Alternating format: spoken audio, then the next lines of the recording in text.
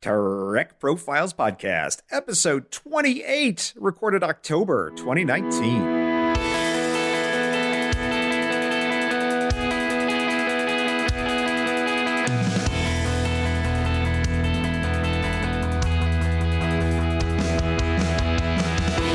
This is the Trek Profiles Podcast, where each episode we choose one Star Trek fan, we hear their fandom story, and we try to figure out why we both love the show so much. I am John, your intrepid host of this whole enterprise, and I welcome you to this, the Trek Profiles Podcast, episode 28. Do you want to contact us? If so, you could reach us at feedback@trekprofiles.com or on Facebook or Twitter, also at Trek Profiles. Show notes for this and every episode are also posted on our website, where I post all the links, all the pictures, and a little more information about each and every show and each and every guest. If you like what you hear on the podcast and you want to support us, please do make sure that you subscribe to the show via your preferred podcasting platform. Feel free to tell all your Trek friends about the show too, since the best friends are Trek friends. Warning people, as we record this, we are in the middle of Season 2 of Short Treks, so all previous Trek content up to and including that point may be discussed on this episode. You have been warned. Proceed with caution. As always, my co-host is the perfectly pleasant, politically polite, yet positively plucky M5 Multitronic unit. The M5 awaits instructions. Let's do the housekeeping, news, and weather, M5. Working. As has become customary lately, there are some lightly edited outtakes and bonus material at the end of this episode. They'll come after the final audio cards. Feel free to enjoy them or not, as you please. And here is a special shout out and thank you to you, my listeners. Your feedback, your comments, your emails, your tweets, your Facebook messages, they are what make this show really enjoyable for me to do. I can't always respond to everything, but I really appreciate all the feedback and your notes. And even if you're just listening to this and enjoying it, thank you as well. Alrighty then, let's talk about some Kobayashi Maru feedback. These are from episode 26 with Alexandra August. Question 1, it's lunchtime on Voyager. Neelix has on offer Jabalian omelets or Leola root stew. Both Alex and all of you selected the omelets for a tasty, high-protein lunch by 70 to 30%. Absolutely no love for the Leola root stew. What a pity. Question 2. You've won an all-expense-paid vacation to one of these destinations. Take your pick. The frigid ice caves of Andoria or the fierce and untamed jungles of Orion. Alex, feeling adventurous, selected the Orion jungles, but most of the Tweeples selected Andoria by 60 to 40%. Question 3. Who's chasing you, cadet? The Kazon or the Vidians? Alex said the Kazon, but on the Twitter poll, you all decided that it was the Vidians by an organ-crushing 74 to 26%. Question 4. Would you rather attend an art show of Kira Nerys' original sculptures or an evening of readings from Data's original cat poetry? Alex was stirred by Major Kira's Dejara and wanted to see the sculptures, but all of you most certainly did not. You were all in a feline state of mind and went to the cat poems by 62 to 38%. And finally, question 5, which is worse, 5,000 hungry tribbles in your house or one angry Sailot in your car? Alex said the tribbles were vermin and were way worse, and all of you agreed by 62 to 38%. And that is that. As always, after each episode is released, I post these questions on Twitter as a poll, so follow me there at Trek Profiles and you can have your say on this episode's questions. Well, that is enough of that. Without further ado, let's do it. Run the show, M5. M5 will comply.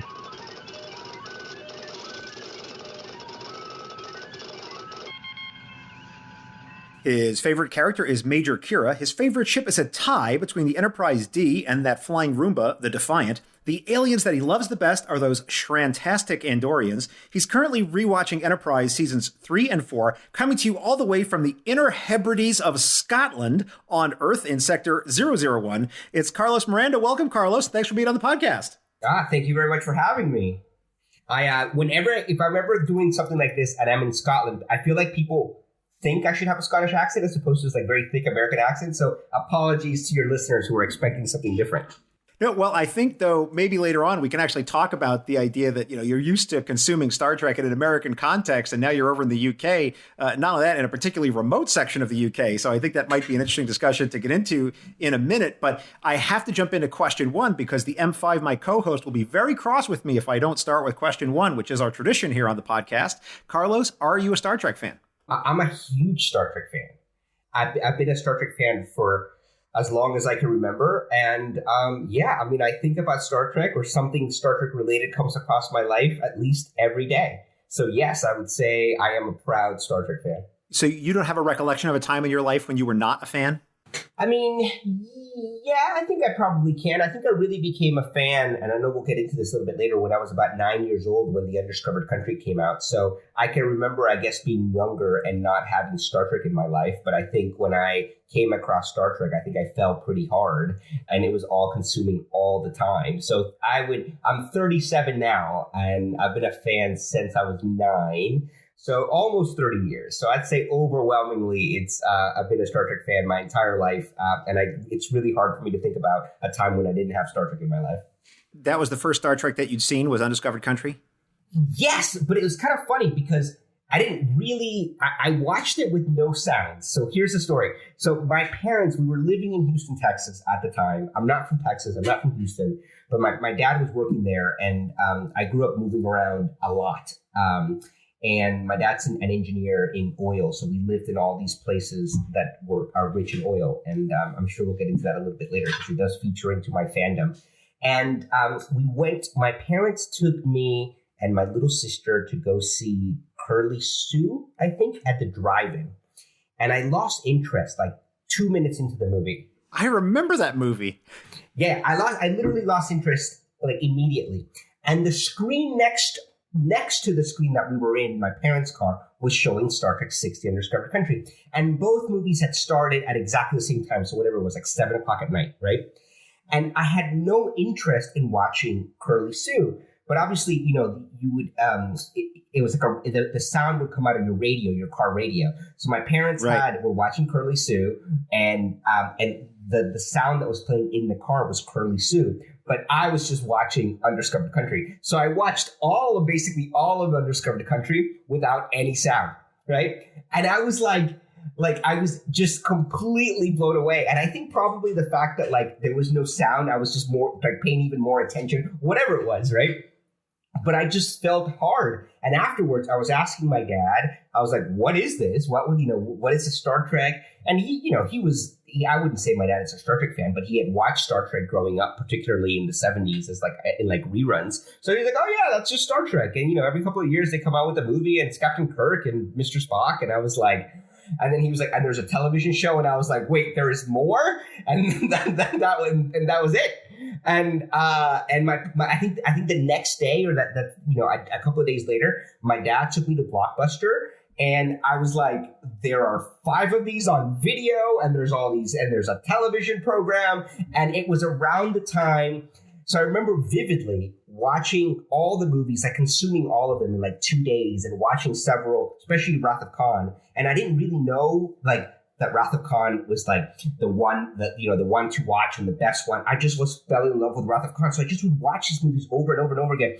And the first episode of Next Generation I watched was Unification, because it was a rerun over Christmas, and it had been the episode that had aired around the time that they were promoting Undiscovered Country. So that's the reason why Spock was on in why Unification was happening.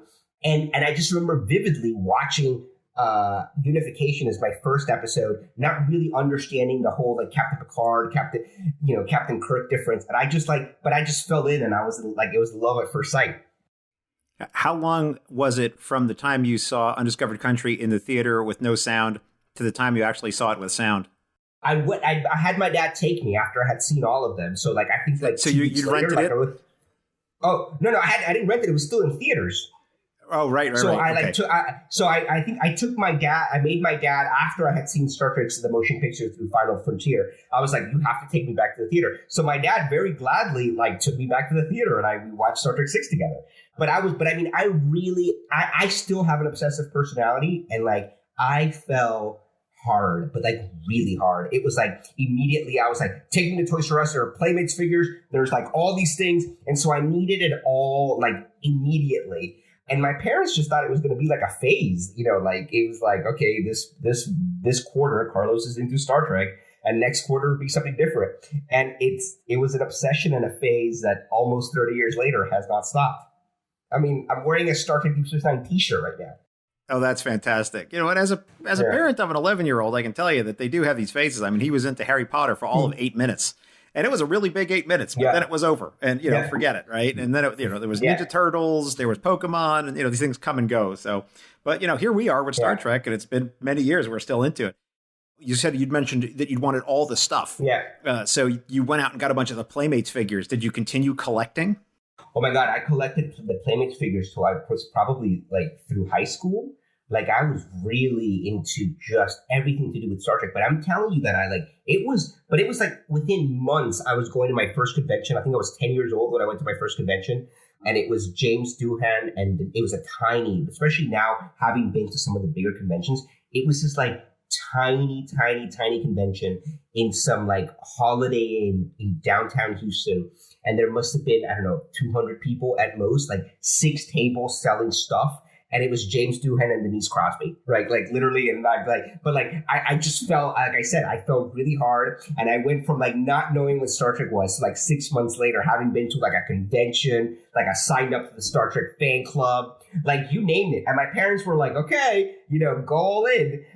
No, I went to a really small private school, and no one that I knew was into Star Trek. So it was like I was just by myself, just into this, consuming it all the time. And it used to play, reruns of Next Generation used to play at 7 o'clock at night on some local channel. And the new episodes would come out Saturday night. So like literally I was just, 9, 10 years old, and I was just completely obsessed. What do you think it was that really switched the light on for you at such a young age? It's a really good question. I don't know that I have a good answer to that. I was obsessed with Star Wars, and to this day, I'm still very, I love Star Wars. I have a very different relationship with Star Wars. I would say that my fandom and my love for the original Star Wars trilogy is probably rivals my love for Star Trek. But the difference is that I love Star Trek in almost every iteration of it. There's no, we'll get into this. I love every iteration of Star Trek. I don't love every iteration of Star Wars, right? So while I love, and to me, the original Star Wars films are as big to me as Star Trek, I don't love everything that has the Star Wars brand associated with it, right? And, Did Han shoot first? Totally Han shot first. What are you talking about? Like, that's not even a question. Han definitely shot first. Just had to ask.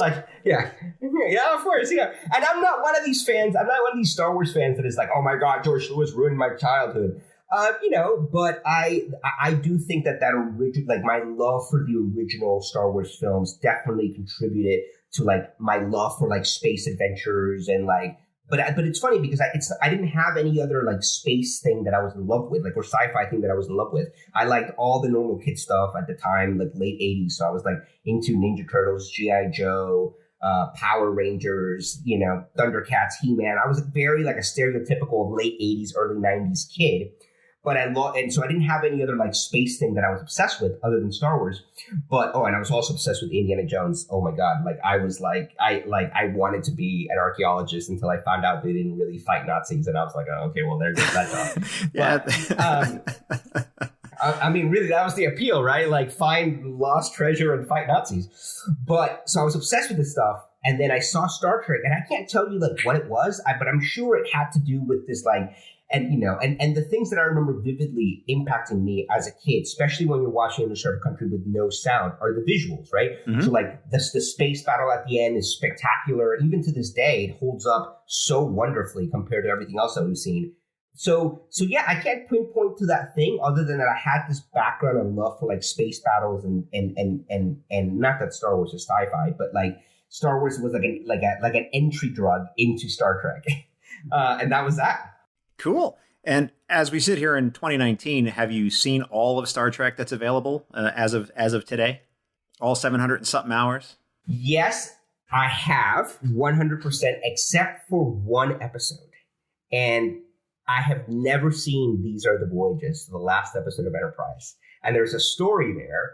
And I have not been, and obviously it's been available to me forever. And it's on Netflix. And so I was living in London at the time, and Enterprise was canceled. And I wasn't watching Enterprise live. I would like find a way to download it, and then I would watch them. And These Are the Voyages came out around the time that I had my final exams. I was doing my master's at the time. And so we had like a study group, but it was something specific that before a big final exam. So I couldn't watch it the day I usually watch Star Trek. And the next day, all like the reviews and like everything that all the message boards were just so mixed. And I was just so down and upset that Star Trek was going to be canceled, and that wasn't going to be, at the time, it was like, whatever it was, 2004, had no idea that there was going to be, we didn't know if there was going to be a new Star Trek. Right. So I was really down on it. And the fact that a lot of people, especially friends on like message boards, and like, it was like, I think Trek News was I don't even remember what website I used to look at all the time back then, but there were a couple of episodes and the reviews were terrible. And I was so down. And the fact that like, so I was like in denial, and I was like, I'm never watching that episode. And that was it. And I swear to you, hand on my heart, 15 years later, I have seen every episode of Star Trek. The animated series, I don't really count. So we can have that discussion about like later on. So I haven't seen all of the animated series, but every live action episode I have seen at least once, if not countless times, except for that one episode. And I'm rewatching Enterprise right now, and I'm like I've talked to my wife about it, who is not a Trekkie, right? She knows more than the average bear just because of osmosis, right? But she's like, just watch the thing, like just watch it. And I'm getting there. I'm watching Bound right now, so I'm like 4 or 5 episodes from the end of Enterprise, and I don't know that I'm going to watch it. I kind of like having this thing that's just there, and I'm like, well, that's the one episode I haven't seen. Well, I've talked about this, I think, on the podcast before, but I will tell you that I was in the same boat with All Good Things. I had not watched it on purpose because, first of all, I think I was in college and I missed it in original broadcast. There was some reason I literally could not watch it, and I just decided not to. Just because I thought, well, then it's not really over if I don't watch it, and I could just sort of save it. The problem is that there had been so much more marquee television that had sort of spoiled me for like how finales should be in the intervening period, that I think I set up in my head. I don't know what I was expecting, but I had seen so many other shows that had these amazing finales where like all this majestic stuff happened that it made it hard to go back and just kind of enjoy it on its own terms. Like there was no way it could be anything other than just sort of okay. And it was okay. It was a perfectly fine episode. There's no criticisms of it, but I think a lot of people, when they think back on these episodes, they're going back in time and they're reacting more to their memory of it at the time than they are as if they were coming to it fresh today. And as a full-grown man, when I'm watching the episode, many more life experiences and a lot more TV in the way in between now and then, I look at it and I'm like, that's okay. And people were like, oh, it's amazing. It's amazing. And I was like, well, that's all right. So you might be setting yourself up for a similar thing. I don't know. But I would encourage you to watch it, man. Just check the box, enjoy it, go through it. You're right in sequence there at the end of season 4. Yeah. Check it out, man. Post about it. I'm sure people will be interested to hear what you have to say about it. But what's interesting to me is that you grew up in the U.S., so you were obviously experiencing a lot of Star Trek in the 90s as it was on TV, and you were able to catch up with things. But now you're spending a significant portion of your life over in the UK. And so now you're sort of behind because of the way that the show's distributed and everything, and with CBS All Access and the rights and all that you're a day behind. When it's on All Access, there were problems with the short treks, which I don't even believe are available in the UK right now. So they're not available right now. So how are you managing your fandom, knowing that there's Star Trek out there that you technically cannot watch? Interesting. So I lived in the U.S. until I was in 8th grade, and then we moved to Saudi Arabia, another oil-rich place. So my dad's American, my mom is Venezuelan, my dad was working in Venezuela when an oil-rich country, when he met my mother. So like the oil industry kind of dictated my childhood. And so we moved to Saudi Arabia between my 7th and 8th grade. And that was just between, I want to say, like DS9 season 5, Voyager season 2. So there was a ton of Star Trek that was out there that I didn't see in first run. It wasn't until I got to college, until my senior year of high school, when we moved back to Texas, that all of a sudden I could see, like I saw the last season of Voyager in real time. But so there were a couple of years where I couldn't get a hold of Star Trek. I was living in Saudi Arabia. Then I had to go to a boarding school. There was no school for Westerners in Saudi at the time. And so I went to a boarding school in Switzerland for 2 years, and there was no Star Trek. And in fact, the first time I saw Insurrection, I dragged a bunch of friends, and it was in French. Now, my French at the time was decent, not enough to watch Star Trek Insurrection in French, but I took 2 friends who fell asleep within 10 minutes, right? And there I am watching Insurrection. The first time I watched Insurrection, it was in French. Understood maybe 10% of it, right? Oh my goodness. So I had a couple of years, where I didn't really watch Star Trek in real time. But getting back to your question, I love Twitter, and I'm on Twitter because of Star Trek Twitter, right? Which is great. Star Trek Twitter is great. And I go off Twitter because obviously, whenever a new episode of Disco comes on, it's not available to the next day internationally on Netflix, as you rightly pointed out. So I go on a social media blackout, because no matter what happens, it always gets ruined. Always. The last shot of the first season of Disco, when it was the shot of the Disco and the Enterprise, we were coming up to Scotland, and that episode had aired the night before. So I was like, I'm not going on Twitter. I'm not doing anything. And I was in a coffee shop. And out of habit, I pulled out my phone, not thinking about it. Oh no! And I pulled up Twitter, and the first thing I see is someone had taken a screenshot with like a bunch of, it was like emojis of head exploding, right? And it was just the Disco and the Enterprise. So I was like,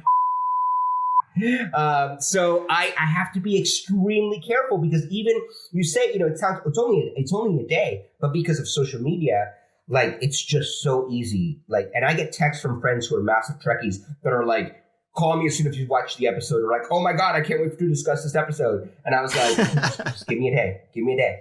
But Short Treks is not available. I've seen the Q&A and the Trouble with Edward, because I was in New York last week for work and visiting my parents. So I was able to, and my brother is, because of my influence, my brother is a very casual, it's not fair. He's a good Star Trek. He's like a very he's like a proper Star Trek fan in terms of watching things over and over and over again. And so he was like, let's watch Short Treks. And I was like, done. But it wasn't, they're not available here. So like, so many fans, I know a lot of people who from like Star Trek Twitter here in the UK that just haven't seen it. Yeah. So now you're in a situation where you know things, and maybe you have people up there that are asking you, and you have to be quiet about it. Oh no. Yeah. So you'd mentioned that you'd gone to conventions as a kid. Do you still go to conventions? Yes, sir. In fact, next week it's the first time I'm missing, because I'm up here. And last week I was in New York. I'm up now. I'm up in Scotland now. And next year is Destination Star Trek, and it's the first time since they've been putting it on that I'm not going, which is fine. I feel like that convention is not the greatest convention, so I think every other year is fine for that convention. But yeah, I still go all the time. My first convention, as I said, was James Doohan and Denise Crosby. My second convention was, I must have been 10 or 11, and Deep Space Nine had just started, and it was one of Armin Shimmerman's very, very first conventions. It must have been, I don't know, I'm making this up, but so DS9 started in January of 93, I think. And this must have been the summer of 93. And it was and I remember Armin Shimmerman talking about this being one of his very first conventions. And it was a very, very small convention. Again, probably the same, Holiday Inn somewhere in like downtown Houston. And it was Marina Sirtis and Armin Shimmerman. And I have a picture of me on Marina Sirtis when I was 10 or whatever it was, right? And I have a picture of me and Marina Sirtis now almost at 40. That's fantastic. Which is just brilliant. And I was once in a convention, maybe a couple of years ago, and it was towards the end of the day. and there was people were wrapping up. It was like right up, and there was Marina Sirtis was just kind of standing around, and I was getting an autograph from someone, and I ended up just striking a conversation with Marina Sirtis, as you do. So I'm talking to Chancellor Troy, and I mentioned this story to her that I was like, hey, like the first time I met you, I was 9 or whatever, and she looked at me and she goes, "Never tell me that story again." She's like, "How old are you now?" And I was like, "I'm 37 or whatever it was." She's like, "Yeah, just don't ever remind me how old I am," or something like. She was. It was very her, No, but it was really funny. So I've been going to conventions on and off for 30 years. You collected Star Trek items at one time. Do you still have some kind of collection going on? My wife keeps me like on a very short leash, because if I was let loose, I would have every ship, especially oh my god, just went out of my head, the Eagle Moss ships, which I love. I mean, they're if that existed as a kid, like the giant Playmates ones that we used to get when we were kids were awesome. But like this is just next level. So I have a ton, maybe about 20 Eagle Moss ships, all Federation. I'm a big fan of like classic Federation design. My wife does not like ships all over the house. So I am like regulated to like 2 shelves in the living room where I have a bunch of my geeky Star Trek books, as she refers to them. And like the ships are very nicely like displayed around the books. But I am, what's your favorite, favorite Starship class? Well, it's a tie between I love a Galaxy class because, you gotta like what you grew up with, right? I love a Galaxy class. I love a Defiant. So I split my time between 3 businesses, all of which I've set up in one way or another. And luckily, they're all doing very well. Blah, blah. And so I kind of have desks in different offices and offices in different places. And every single one of them has like different Star Trek memorabilia. So I like all my Star Trek stuff is like outward. I like the different offices.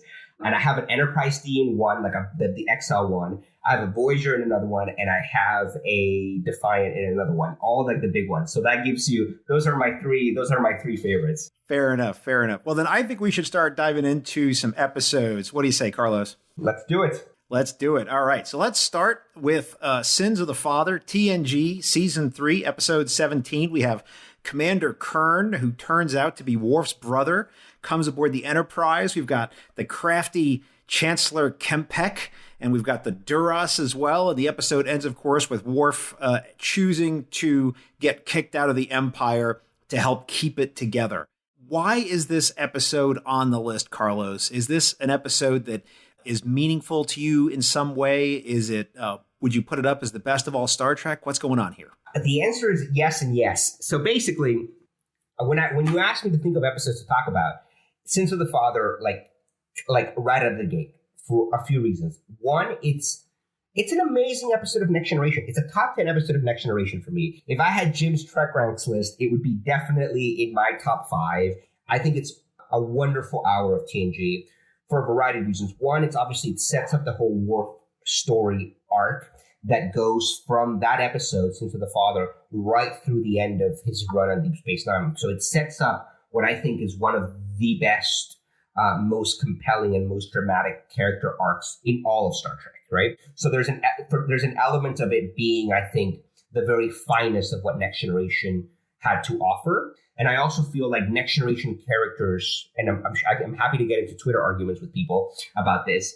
A lot of the characters don't grow that much. I think someone like Beverly Crusher, who I really like as a character, I have nothing against Dr. Crusher. Someone like Dr. Crusher starts off the same and more or less ends up the same. Riker, arguably, but I think Picard and Worf have the strongest arcs in Next Generation. And again, I'm happy, come at me on Twitter.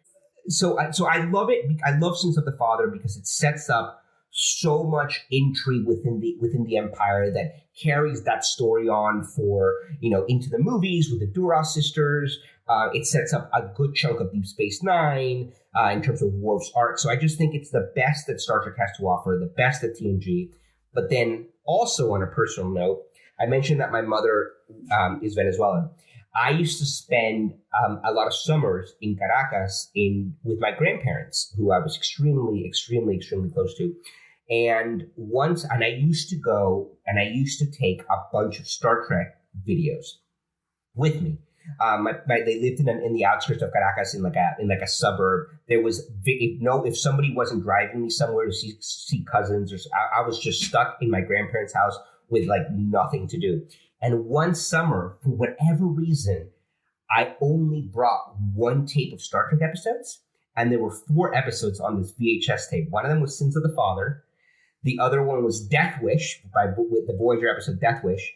And then the Paradise Lost 2-parter of DS9, when the Dominion and when the Changelings infiltrate Starfleet and blah, blah, blah. Right. And so I had nothing Star Trek related except for these 4 episodes, and I was there for like 6 weeks. Oh my goodness. And no joke, I must have watched Sins of the Father in particular, I don't know, 30 times over the course of those 6 weeks, because I had all my aunts and uncles and cousins had to go to work and school and do all these things. So I was just stuck in the house all day with Venezuelan soap operas or just Venezuelan daytime television.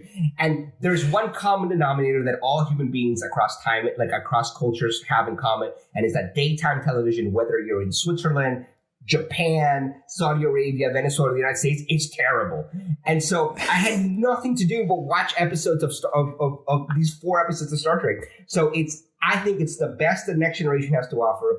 It does an amazing job of setting up this unbelievable arc that goes into series and movies and lasts the entire run of TNG. And the fact that I spent a summer where I had nothing else to do but watch Sins of the Father like 30 times. The kids who are growing up, the youths who are growing up with streaming, have no idea what it's like to be stuck with a physical piece of media and having just to watch it, 18 times in a row.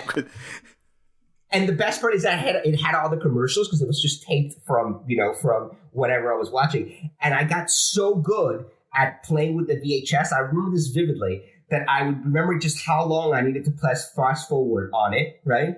And hit play. So like every single time. And part of the fun of watching the episodes for me was to be able to like nail hitting the play button so it would stop fast forwarding and start playing right at the time that it needed to. So youth these days have no idea what that's like. No, I can tell you one quick little thing is I used to work when I was much, much younger. I had a part-time job in a toy store. No, it was a department store, and I worked in the toy section. And it was right around the time that The Little Mermaid had first come out on video, and it was on permanent repeat play in the toy store. Yeah. And I got to the point where I could recite the entire movie with the songs and the accents, you could just say start at like minute 42, and I could immediately just go right into it and do the whole thing. I mean, it was awful. Yeah. But I'm way out of practice on it, and don't ask me to do that. I won't do it on command. But there was a time when I certainly could have. So let me offer you one thing to think about, which is that when I watch any of these Worf episodes, I always think that Worf is certainly biologically a Klingon, but he's not a Klingon in any cultural sense. The only Klingon that he knows about is what he's read about in books and seen in what passes for TV in the 24th century. Because when we see a lot of the Klingons, they're basically Romulans. They're like these crafty sort of, like Duras types. You got crafty Kempek who's like plotting in the back room. I mean, not what you think of. The Martoks and the Worfs are kind of the exception, not the rule. How would you respond to that?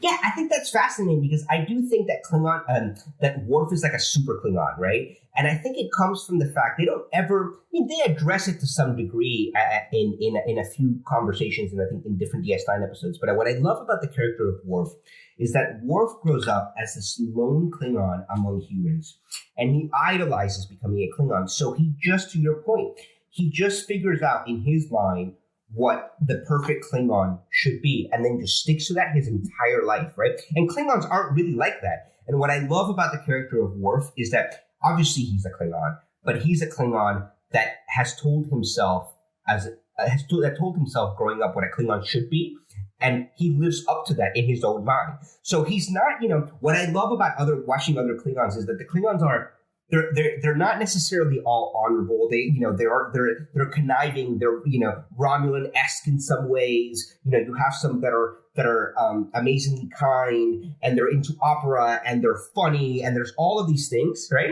Yeah. And then you have Worf, who's just like no, this is what Klingons are like, and this is what I'm going to be like. And so I just think that characterization of Worf is one of the reasons why I think Worf is a great character.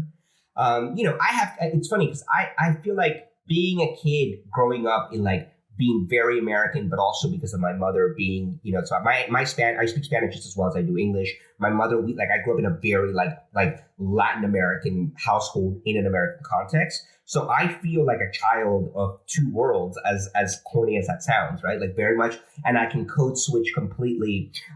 We could be doing this in Spanish type of thing. And so I was kind of related in some weird way to the character of Worf. And I think, and I had cousins that thought like, oh, well, like this is what Americans are like, so therefore I'm going to be like this or vice versa. And I can kind of relate to that, this idea that like, I feel like Worf, to your point, he had an idea of what Klingons were like, and I'm sure a lot of it as well was kind of projected onto him as a child. And he just stuck with that, and he tripled down on it his entire life. And I think it's because of that, because he held on to being so honorable and so courageous and righteous, why he did what he did at Sins of the Father. He did it for the good of the Empire. Another Klingon wouldn't have done it. Another Klingon would have saved face and plunged the Empire into civil war. So I think the episode is a great character study, and it says a lot about him and what he thought of his Klingons, and why so many characters from Jadzia to Ezri to Picard all say to him that he's the best that Klingons have to offer. As a footnote to this, have you ever read the book, The Final Reflection? I have not. I would heartily encourage it to you to read it. Okay. It is probably one of the best Star Trek novels I've ever read. And without giving anything away, what the book is, it has sort of a wrapper. The first chapter is in TOS era, and the Enterprise is on a shore leave location, and they're doing maintenance on the ship. So the captain is sort of by himself on the ship. He didn't want to take shore leave. So Kirk's hanging out on the Enterprise, like everybody else is off the ship, and then they're starting to come back right as the book begins. And all of a sudden, like, he notices that some of the female crewmen are wearing this new hairstyle. And he's like, what is that hairstyle? I've never seen that before. Huh, that's weird. And then he sees these guys drinking like this Klingon drink. And he's like, what is that? They're drinking this Klingon stuff? That's nasty. And then he meets up with McCoy, of course, who tells him, like, you haven't read the book? Like, everyone is talking about the book, Jim. And he's like, what book? And he's like, here, read this. And he gives him, and that's the book that you're reading. Right. So you're reading like this in-universe book. Right. And it's a book about the early days of the Klingon Empire, So that's really what it's about. And what's interesting is that when Ron Moore was given the assignment to write Heart of Glory, one of the very first episodes, he was thinking about that book.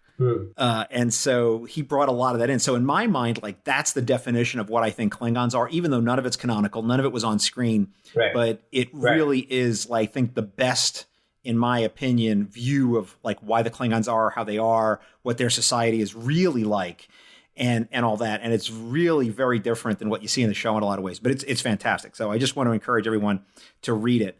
I'll have to check it out. Yeah, absolutely. Carlos, we talked earlier about Star Trek VI Undiscovered Country. Is there something in addition you wanted to say about it, or do you feel like we covered that one pretty thoroughly so far? Yeah, over the years, it's become really one of my all-time favorite Star Trek movies. I love Undiscovered Country. I know some people's favorites, but it definitely is. And it isn't just because it was the kind of my first exposure, my introduction to Star Trek. I think it's a phenomenal story, and I think it's a story that really reflects where we were, where society, at least Western society, was at that time in terms of the Berlin Wall having just come down. The Soviet Union no longer being the Soviet Union. And so I think it was, it's a Star Trek that to me is very much grounded in a particular time and place with great visuals. And I love Nick Meyer. And speaking of books, I read about this time last year, I read View from the Bridge, which is Nick Meyer's kind of memoir about like writing for Star Trek. And if you haven't read it, I loved it. And I consumed it in like 2 days. It's really short. It's like 200 pages. And he has he's got a great style. It's almost like he's just talking to you. And I love how he approached Star Trek with zero background, and he didn't know anything when he started with Wrath of Khan. He really talks about the fact that he was so young and so new to the filmmaking business and how he just agreed to rewrite the script over a weekend and then doesn't even get credit for it and doesn't get paid. And he talks about how his agents thought he was crazy to like write a major studio picture, even though, you know, it had a small budget, but it was like a major studio picture and he just rewrote it. And so if you have, speaking of books that you haven't read, if any of your listeners haven't read A View from the Bridge, 100% go read it. It's phenomenal. But I think he approached, unlike, he kind of just throws Wrath of Khan together. You know, he watches a couple of episodes of Star Trek. He gets fixated on the character of Khan. I think partly reading between lines because he didn't want to continue watching episodes of the original series. He was just like, this is good enough. Let's center something around this. But I think by the time he gets to Undiscovered Country, he understands like the gravitas of it all. And he really puts, because if you look at Wrath of Khan is a very personal, two warriors fighting. There's no, there's some the Genesis device and things like that, but it's really about Khan versus Kirk. And by the time he gets to Undiscovered Country, it's just like the geopolitics of the galaxy are at stake and everything. I love the grandeur of Undiscovered Country. I love that it's a send off to the original crew, and I love the fact that it really cements so much of what Star Trek. Especially when it comes to geopolitics, what happens in the Trek universe after so much of it centers around this kind of peace treaty between the Federation and the Klingons. And so I have a massive soft spot for it. Every time I see it, if it's on TV, if I'm flipping through the channels, I will always stop and watch it. And also, come on, the zero gravity sequence is still as awesome today as it was in 1991. Oh, it definitely holds up with the Pepto-Bismol blood and zero gravity. It's fantastic. I had a guest on early in Trek Profiles, Tim Sandifer, and he had very strong opinions about Star Trek and very strong opinions about Undiscovered Country.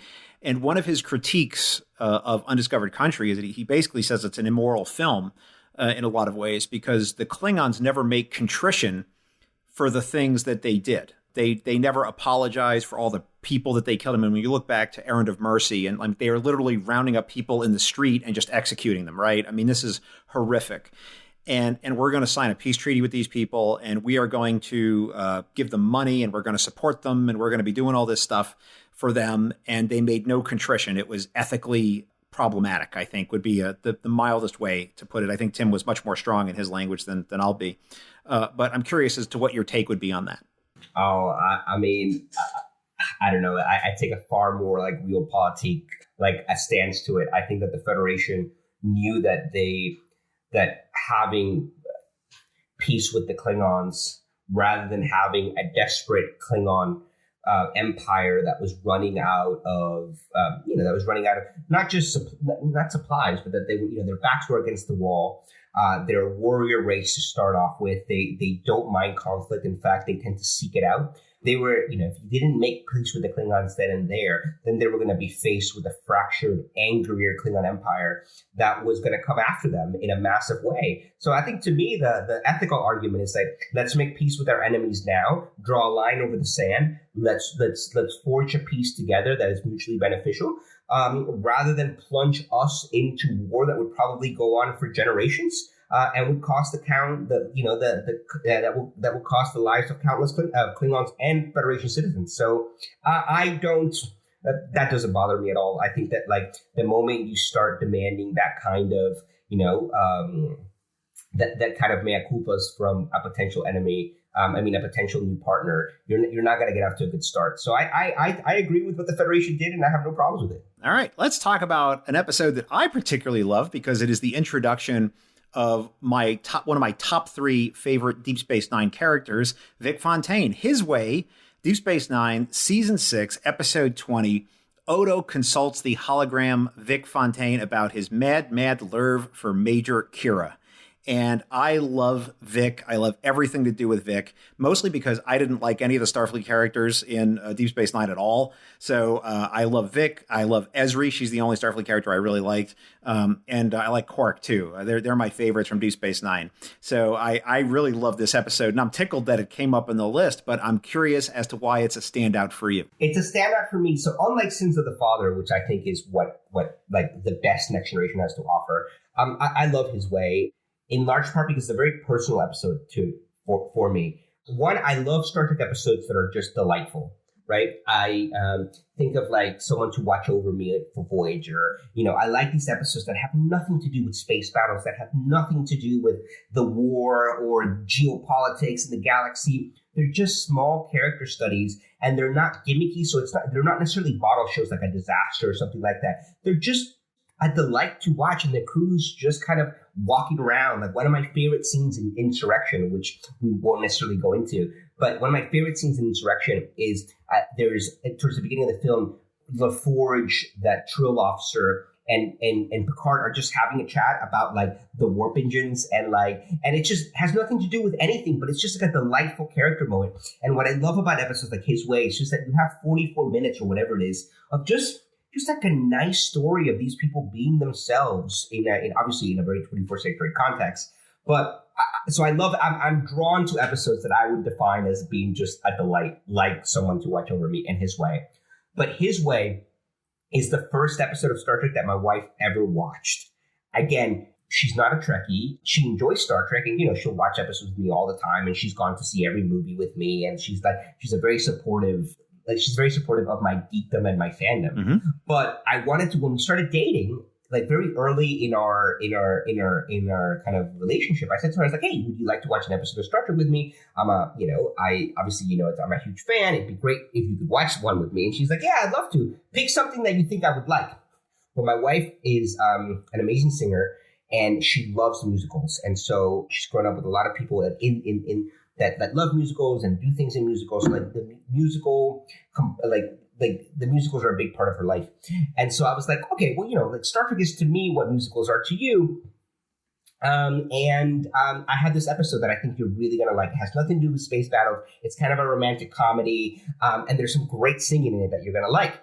And it was, so we watched it one night, like very early on in our relationship.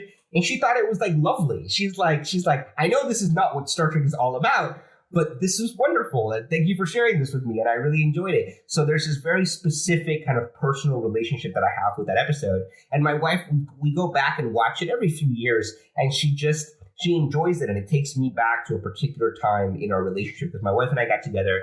We've been together for 15 years. We got together when we were 22. So it takes us back to a particular time in a particular place of our relationship. So it means a lot to me. Oh, that's fantastic. And I also want to say I just love it because I'm a Las Vegas guy. So anything that's Vegas, I will always appreciate on that basis alone. Yeah. So wonderful. Okay, well, then let's turn to another movie then. We've had some good luck talking about those. I want to talk to you about First Contact. So here we have, you talked about Miranda Sirtis. Here's where she gets to be funny, which I know that she really appreciated. We have Zephram Cochrane. We have the wonderful performance by Alfred Woodard of Lily. We have the great line, "You broke your little ships. The line must be drawn here, no further." I mean, this is like one of the most eminently quotable, I think, Star Trek movies of all of them, to be perfectly honest. So why does this episode stand out to you? What's it all about? Well, it's funny. I feel like this episode or this movie brings our conversation full circle. So I was living in Saudi Arabia at the time that First Contact comes out. And there are no movie theaters in Saudi Arabia. I think the first movie theater actually in Saudi just opened last year. So that gives you kind of where we were. I was able to watch Star Trek growing up because the U.S. military, the closed circuit U.S. military channel that we got as Americans would play Deep Space Nine and Voyager on Thursday nights. And they were always like 6 months behind, but to me, they were always the new episodes. So I would always be able to watch Star Trek on Thursday nights. Again, 6 months to one season behind. But First Contact had come out. It was in all the magazines every time I traveled. Like, so, I was like hyper aware of First Contact, and I was dying to see First Contact. I mean, I was, whatever I was, 14, 15 years old. Like, and it's all I wanted in the world to see First Contact. So we were that Christmas. It came out, I think, in like November time. That Christmas, we were going to Spain, spending Christmas and New Year's in Spain. So I was like, it's got to be showing in Spain. And obviously, it didn't have the internet, so I couldn't check. I was like, it's got to be showing in Spain. We get to Spain, and there are adverts for First Contact everywhere, like all on Spanish television, everywhere. But it didn't open till like January something in Spain or February something. So I couldn't go to the movie theater and see in the U.S., it came out November, basically Thanksgiving, 96. Yeah. Exactly. So now we're talking like whenever it opened in Spain, it must have been like whatever. I don't remember the date, but it wasn't like showing while I was there. We're walking around Madrid, and I go into a comic book shop, and they have in English, I might add, a making of Star Trek First Contact book. And I was like, oh my God, that is amazing. So I buy it and I read it backwards and forwards, and I'm just obsessed. And my parents my dad figured out that it was playing in the UK. And to get to Spain and back to Saudi, we're flying through London. So my parents, who obviously have always loved and supported my Star Trek fandom, had arranged. So when we flew back to London and we were staying at Heathrow, at Heathrow Airport, had arranged for a taxi to drive me to Leicester Square. Now that I live in London, that's a long way. That is a long way. I have been to Heathrow and to London, and that is a distance. Yeah. So my dad, in January, whatever it was, 97, we got to the hotel. And, I'm having a wonderful time. We had a great vacation, all of that. And we get to the airport, and my dad goes, I have a surprise for you. And I was like, okay. And he goes, there's a man downstairs. He is going to take you to Leicester Square, where you have a ticket to go see Star Trek First Contact at this random theater. And I was like, so I bolt downstairs. This guy takes me to Leicester Square. It's like an hour drive, right? Yeah. I get to Leicester Square, and the guy waits for me while I watch the movie so he can drive me back, right? So I get to, and the movie had already been playing for like a while, and it was like a random Tuesday night at 9 o'clock at night. I'm the only, and this is not this is the God honest truth, I'm the only person in this theater, right? So I get to watch First Contact in a massive movie theater in Leicester Square, which I still go to, by the way, 25 years later, right? But I'm watching, so I have a private screening of First Contact for the first time, right? So it's this crazy experience of not having seen the movie, being so, not upset, because it wasn't that I was upset, but dying of anxiety and anticipation to see First Contact. So having gone to Spain and seen all of these adverts for it, reading every magazine, I would buy Starlog, I would buy anything that had Star Trek on it. I had, and everything was about this movie, and everything was about how good this movie was and how exciting it was. And I just hadn't seen it. And I had gotten to the point where I was like, well, I guess I'm not going to see it till it comes out on video, right? Or I had gone, and because I knew that it would, by the time we were going back to the States, which was in May, the movie wasn't going to be out anywhere. Right. So I got to the point where I was like, I'm not going to see it. It's fine. I'll see it whenever it comes out. And then my dad and mom had orchestrated this entire elaborate thing. And if you knew my parents are not planners. I am so type A. I am so unbelievably type A. I love a spreadsheet. I love a plan. I love schedule.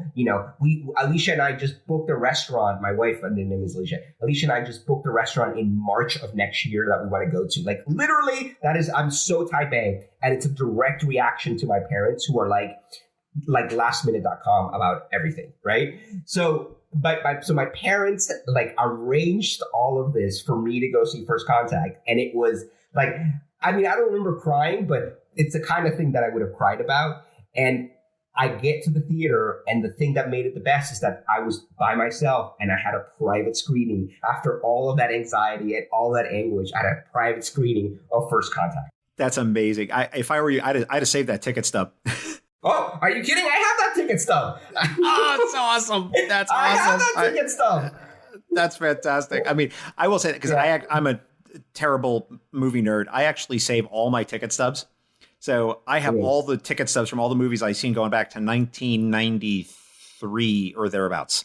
So I got them all in a stupid photo album, which, by the way, are getting harder and harder to find because no one has photo albums anymore. But such are old guy problems. Yeah. Okay, good. Old guy problems. Let's talk about a Voyager episode, one that I have recently seen in my Voyager watch through, because I have not completed Voyager. I'm at the end of season 6, so I have not yet seen the last bit of season 6 and all of season 7. That's the last canonical Star Trek I have not seen yet. One Small Step. Voyager season 6, episode 8. We have the Graviton Eclipse. Or ellipse, I should say. We have the wonderful Ares spaceship. We have Seven of Nine going over there, and we have them using the technology of the ship to fix their own ship, which I thought was a nice story element, but highly illogical and improbable. But I let it go. Tell me what's up with this episode. Why does it stand out for you, Carlos? What's it all about? So I don't have a personal crazy story about this one like I have with the other ones. I just think that this is just a really nice episode of Voyager that tends to be overlooked. It doesn't make a lot of people's top 10 episodes of Voyager. And I always say this every time I'm talking about Voyager. I think Voyager should have been... I look at Voyager and I always get very frustrated with Voyager because I think Voyager had the potential to be the best Star Trek ever. I think the premise, everything about it. And to me, Voyager is very problematic. It's the only episode, it's the only series that I'm really harsh on. And I think that there's probably 30 amazing episodes of Voyager. There's another 20 that are fine. And then a lot of it to me, and again, this is just me, and I'm not putting it in anyone, a lot of it to me is just kind of either unwatchable or just forgettable, right? Now, with that noted, I love the character of Seven. I love the Doctor, and I love Janeway. I think those three characters are characters for the ages. They stand up to any other Star Trek character for me. So I love those characters. So I have this complicated relationship with Voyager. And Voyager as well, I think, is the first time that I was really critical of Star Trek as a kid. I remember watching the premiere. And I love Caretaker, by the way. I love Caretaker. I think Caretaker is a phenomenal pilot. But I remember watching the last minute of Caretaker and getting so frustrated that all of a sudden these Maquis, who we've learned about in TNG and DS9, what? They're just Starfleet officers all of a sudden? And it was the first time that I was ever critical of Star Trek. I was 13 or whatever it was, right? And that kind of stuck with me. And so I've always been very critical of Voyager, even though it's Star Trek and I love it and blah, blah, blah. But to me, this episode is just this wonderful episode of Voyager that's just great sci-fi. It's got great acting. It's got a cool plot. And I just think that it's got just everything that show should have been all along nicely in one little package. And I also feel like it's not an episode that everyone talks about all the time. And it doesn't, in my head, it doesn't really get its due. It's an episode that you haven't seen called The Void. It's an episode of in season 7 of Voyager. And it's one of my top 5. I have seen Voyager. I love it. Oh, you've seen The Void. Okay. Yeah, because another guest wanted to talk about it, so I had to watch it. So there are a few that I've had to watch. Fine. I love that episode. I think that episode is Star Trek in its in a capsule. It's just amazing. So there are episodes of Voyager that I respond to really well and that I love as much as anything else to do with Star Trek. And this one is an episode like The Void that I feel like is great Voyager. It's great sci-fi. It's enjoyable from the very beginning to the very end. But not a lot of people talk about. So when I was thinking about, I didn't just want to be TNG and DS9 because every time I want to one of these podcasts, it's always TNG or DS9. I wanted to give Voyager some love.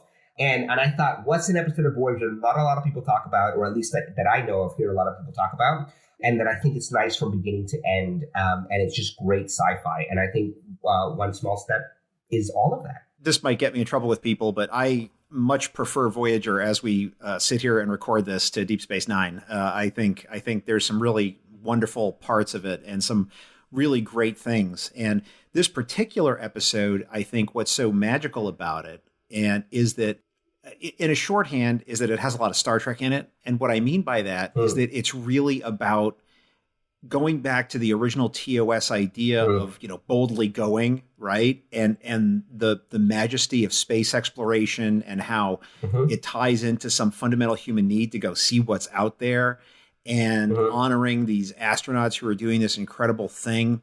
And the real humanity of that, I thought was just amazing. And I thought it was just a stellar episode. I didn't have anything bad to say about it, but I will say, as I was watching it, I kept thinking, man, if that astronaut in that capsule, if he's alive and they bring him back or something, I'm gonna hate this. Like, he better not be alive. I don't want that. I don't know. I just did not want that. And I thought it was just perfect the way they did it. So also, by the way, little trivia. And the burial, come on. Yeah, one of the very few times in Voyager you see dress uniforms. So there you go.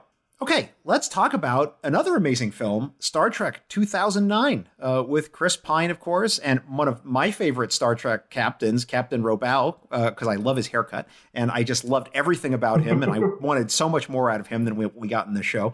But certainly an amazing film. Tell me why this one came to the top for you, Carlos. I just realized that the three movies that I sent to you that we're talking about, the reason they all stick in my mind, the only reason I wanted to talk about them is because of the circumstances of how I first saw them, which it didn't really hit me until we're talking about it now.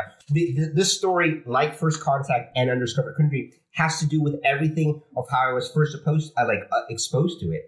So first and foremost, I think Star Trek 09 is freaking awesome. To me, it's just everything Star Trek should be in the here and now, right? It pays homage to what came before it. It charts a new course. It's got great characters. It's got great special effects, amazing action. I mean, the opening teaser, if I can call it that, of Star Trek 09, to me, is in the top 5 best Star Trek scenes ever. It's just... I'd agree with that, yeah. One interesting thing I put out on Twitter was I said, if you put yourself back into the mind of going to the film in 2009, we were told Star Trek was dead. There's no more Star Trek. It's all over.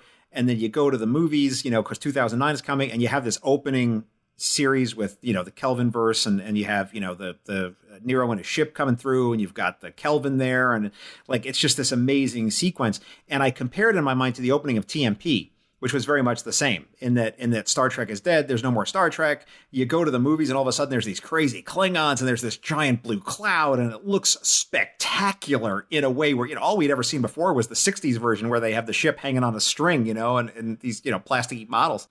And you see this amazing experience. It's a really interesting comparison to put those two together. I couldn't agree with you more. The only difference is that I've never been able to watch the motion picture without falling asleep. That's a whole other topic. Oh yes.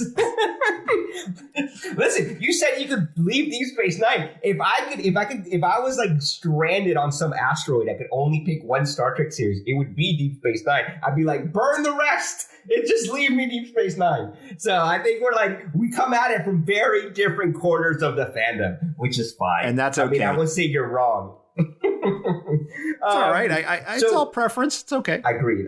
And this is what makes Star Trek fandom the best, because I feel like Star Trek is so expansive that I could sit there and be like, I've never watched the motion picture, and I've seen it in the theaters 6 times. And one time, the British Film Institute, every once in a while, they'll throw in a Star Trek movie randomly on a Saturday.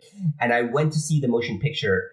And I'm like, I'm going to see it on the big screen. I haven't seen the big screen since a long time. I'm going to go see it. I'm going to watch the whole thing. And it's amazing and beautiful and epic and space opera and everything Star Trek has to do. I kid you not. I fell asleep 20 minutes into it. And I woke up when they were turning the lights on in the theater. So I just can't do it. I don't hate it. But anyway, so 2009. Star Trek 09. I had moved to London. And my wife we moved here originally in 2008 because my wife got a transfer with her job. She wanted to live in London, blah, blah, blah. And we were 25. We were starting our lives together. We had just gotten married. I didn't really have a job for a while. I was temping. And I had just started my career. And we didn't have a lot of money. We were living in a friend's apartment that she had moved out of London, and she was letting us live in her apartment while we paid her mortgage. So we were in a very different stage of our lives. And Star Trek 09 was going to come out. And I was so excited. I was every spoiler that I could find online. Trek movie had just come out because obviously they were kind of created to follow the Star Trek 09 movie and its production. And I was obsessed with finding everything. Also, because we had 5 years of no new Star Trek. So here we go. It's Star Trek. I was a big fan of Lost. I really liked J.J. Abrams. So I was like, this is going to be amazing. And I find out that the Princess Trust, which is a big charity that Prince Charles started here in the UK, had a pair of tickets that they were auctioning off to go to the premiere. Nice. And I was like, this is amazing. I'm going to do this. I don't tell my wife. I spend a lot of money we don't have, right? And I win these tickets, right? So to her eternal credit, she's mad, but not that mad, right? But like, I'm talking like credit cards, like I have no money, like really. And so I buy these tickets to go to the premiere.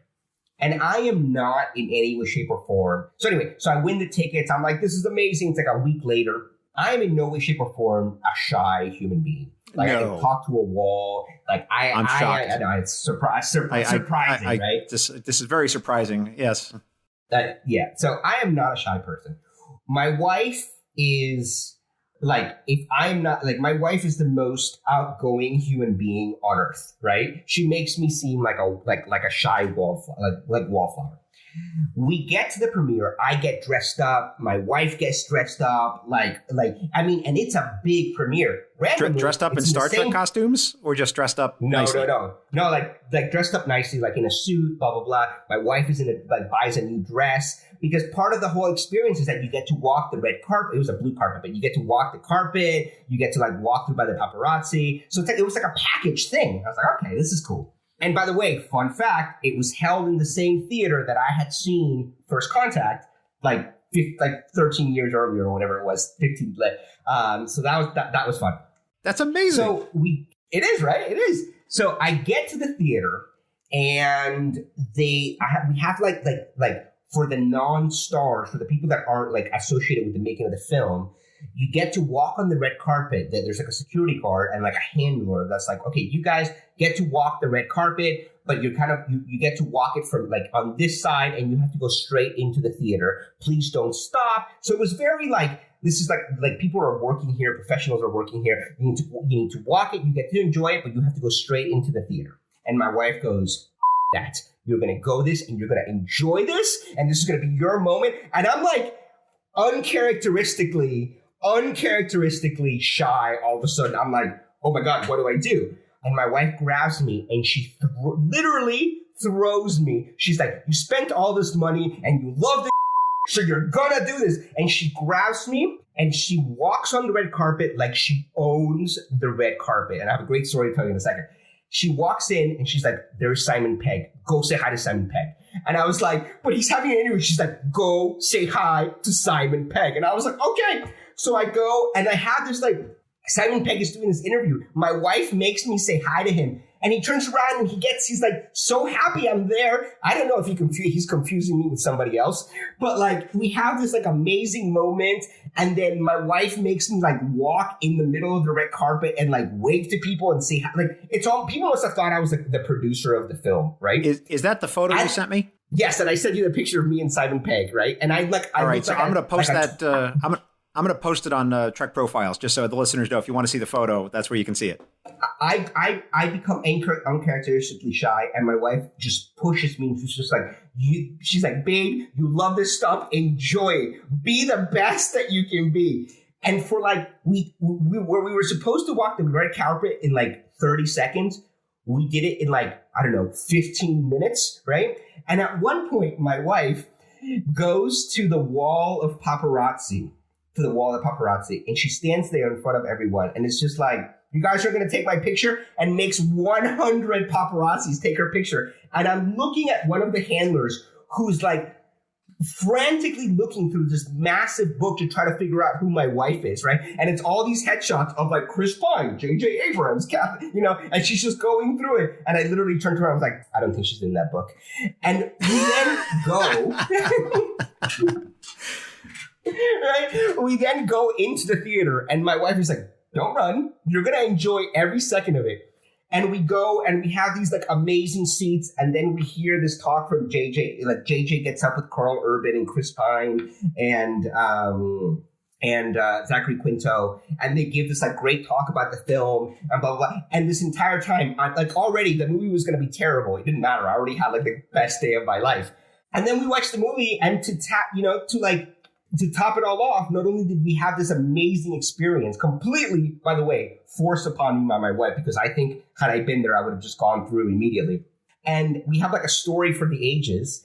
And on top of everything, the movie is amazing. It's everything I wanted it to be.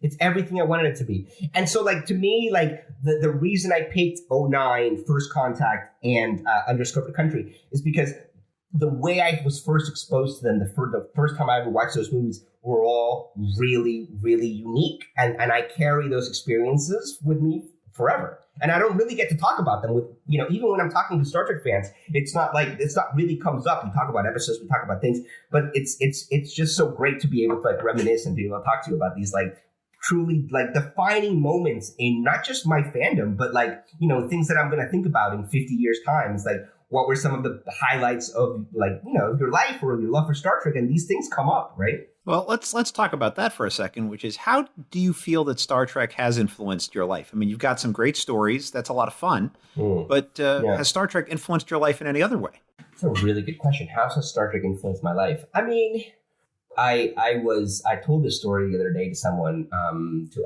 Alex Perry and I were talking. I used to work at the New York Public Library, and I went at the time, if you volunteered to work an event after hours, and the library had all these events all the time in all the different branch libraries, you used to get an hour of vacation for every hour that you volunteered. So I used to volunteer all the time for events after work. And one of them, I had no idea what it was. I showed up to where I was supposed to be, and it was a reading of classic sci-fi with a certain Mr. Avery Brooks. And I was like, what? Right? And this was in 2005, so Deep Space Nine had ended. It wasn't a big deal. It was just a night of sci-fi reading with Avery Brooks, and nobody at the library knew who he was. So I was like, "You don't understand. I have to be his handler." And they were like, "Okay." And I was like, "I am his handler." So I go, and I'm all of a sudden get to hang out. So I spent 30 minutes just hanging out with Avery Brooks. And it was very cool. It was and the first thing he said to me, I was when I met him, I was like, "Hi, Mr. Brooks, blah, blah, blah." I asked to kind of be your chaperone or your handler tonight because I am not just a Star Trek fan. I'm the world's biggest Deep Space Nine fan. And he turns to me and he goes, "Why?" And I was like, "What do you mean?" And he goes, "Why do you like Star Trek?" And I was like, I don't think anyone's ever asked me that question before. And I just said to him, I was like, well, at first it was the spectacle of it, but at the end, it highlights the best of humanity, right? And what we should be and what we should be striving for. And that's kind of a corny answer, but that's what I told him. And I think that's what I'm telling you now, that it's what we should be and what we should be striving for. And it is, I do, I'm not I don't necessarily talk that way, and I'm not necessarily kind of, that's not necessarily the way I think. But when I think about it, ultimately, why do I love it so much, and how does it influence my life? Is that I think it paints a picture of humanity and a way that we should be with each other, and it's aspirational. It can feed your ambition, and I think it has fed my ambition to kind of think big and dream among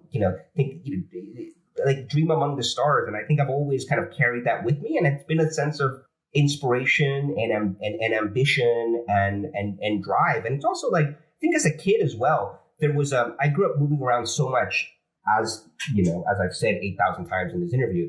I went to 3 high schools in 4 years in 3 different continents, right? That's the level of moving around that I was at. My daughter, I have 8-year-old twins, and my daughter asked me the other day how many schools I went to before I went to college. And I went to, I think I counted 10, and I'm pretty sure I left 1 or 2 out, right? And Star Trek was a constant. No matter what was happening, Star Trek was a constant. And no matter what country I was in, no matter what school, and I grew up with a lot of kids in the same, that grew up in going to international schools just like me.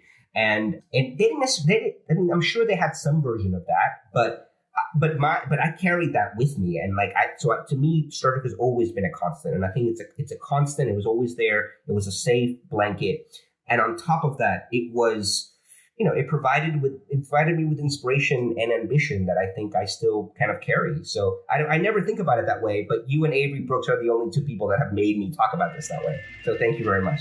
I got to say, I've enjoyed our conversation, Carlos, but the M5 is now signaling me that it is time for the Kobayashi Maru. The Kobayashi Maru is a challenging and difficult test, cunningly prepared by the M5. Should you not only survive the test, but pass it as well, the M5 will award you an honorary Star Trek title. Are you ready, Carlos? Let's do it. M5, load the Kobayashi Maru simulation and prepare to record Carl's responses. Simulation loaded. Time to take a short jaunt in a shuttlecraft from the 1701D. Will you take the Galileo or the Copernicus? Galileo. Time to choose a hobby. Will you join the debate society with a bunch of Tellarites or the computer club with a bunch of Binars? Computer club with Binars. Choose a date for Captain Picard. Vosh, Crusher, Nella Darren, or Eileen? Crusher. Time to choose some dinner while having a relaxing vacation on Kronos. Will it be Rokeg Blood Pie or Heart of Targ? Blood Pie. Step into the ring and choose your opponent. A very annoyed soldier from species 8472 or a Borg drone with buzzsaws for hands intent on assimilation. Bring it, Borg drone. Simulation complete. M5, please compute the results and tell us if our guest has passed the Kobayashi Maru. Analyzing.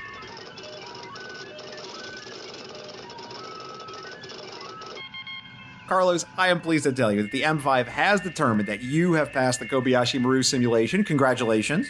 Thank you very much. I'm in good company. And now, the M5, who has analyzed your answers, will award you an honorary Star Trek title on behalf of our podcast. M5, what title shall we award our guest? Carlos Miranda is awarded the title of Director of Social Engagement for the Federation Council. So there you go. That's phenomenal. I don't know what that means, but I'm going to own it. I don't know either. I don't know. But the M5 came out with it, so it's got to be good. Carlos, please tell people how they can get in touch with you. Like I said, I'm really active on Twitter. My handle is @DoubleMac.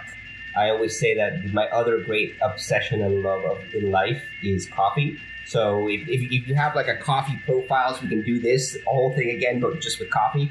And so it's double macchiatos is what I drink. So hit me up on Twitter. We can argue about Deep Space Nine. We can argue about lack of character development and next generation characters, all you want. Carlos, thank you so much for being part of Trek Profiles. Thank you very much for having me. I've had a blast.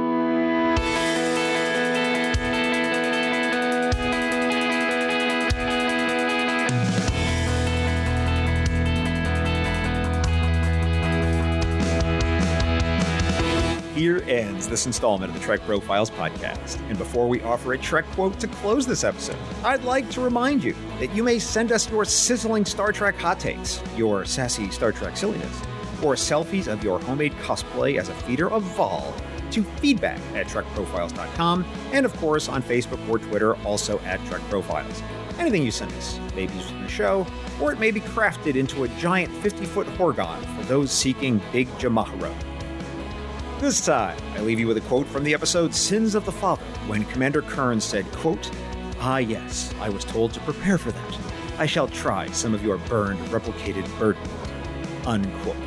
Thanks for listening, and live long and prosper.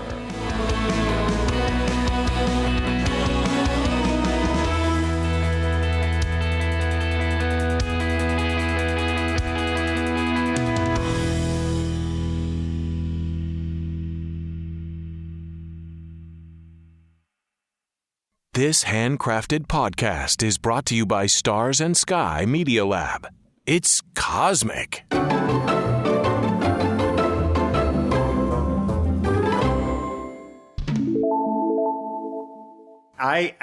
I was going through all my old requests, and I keep all the requests to get on the show, and it just took me forever to work my way through the list because I only do one of these a month, you know. So it's a waiting game. I gotta be honest. I don't even remember throwing my name in the ring. It must have been a long time ago because I don't remember. If you scroll through your Twitter DM with me, you'll see you did way back. Way back. Yeah, no doubt. I'm sure I did. I just couldn't remember doing it. It's in there. But hey, I enjoyed your weekly trek you did with Alex, so I just heard you on there. Thank you. Yeah. Yeah, I mean, when it rains, it pours. Like, you know, usually, look at that, 5/18/2018. So it was like a year and a half ago almost.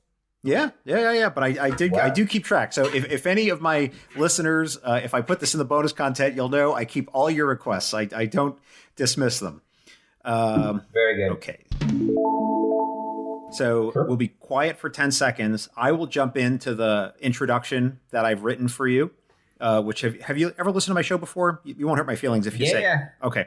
So no, I have. And in fact, I listened to the one with Jen just as a recap because I had listened to it when it first came out because I've been on several podcasts with her.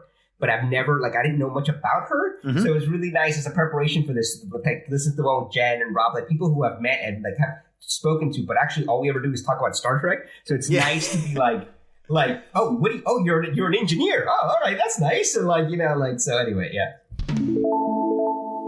You're in good that's company, what we do here. You don't like him, apparently. No, I didn't say I didn't like him. I didn't say anything bad about Avery Brooks. All right. I like Avery Brooks just fine. I think he's a spectacular actor. I think he's wonderful, in fact. And I think he brought a sort of a dignity to Sisko that I thought was really quite magical and quite lovely in the show. And I don't think the show would have been the same without him. But boom diggity, we're done, my man. How was that for you? It was wonderful. I hope I did the show proud, and I hope you enjoyed it. No, I think it's going to be fantastic. I think it came out really well. I don't really know until I get in and edit it, but I felt like it went really well. We didn't have a lot of flubs or false starts, so I think it'll be a relatively easy edit job for me. So that's always appreciated and makes my life better. Did you want me to ask you about that picture of you with William Shatner? And I assume that's your child? That is one of my childs. Yes. No, I mean, only if you want. It was just I sent it to you because I have these two, like, depending on how we were going to talk about it. Obviously, we talked about the Simon Pegg one, and like that's really like one of the funniest experiences of my life. My wife being like, "Don't you spend so much money in this? You're gonna enjoy it." He's like, "Go talk to Simon Pegg," and I was like, "Okay." And when my wife gets angry, you're just like, "Okay, I'll do whatever you say." No, but the William Shatner one, it was just at a convention, and I wasn't gonna I had taken my kids, and they were cranky. They were like 1 year old, and I had two of them, and it was like that last moment of the day, and I was like, you know what? I'm gonna get a picture with William Shatner, and so I took Theo and I walk in and William Shatner sees Theo and just starts making like googly eyes and like it's just being really cute with, like, ignores me completely and becomes really cute with Theo.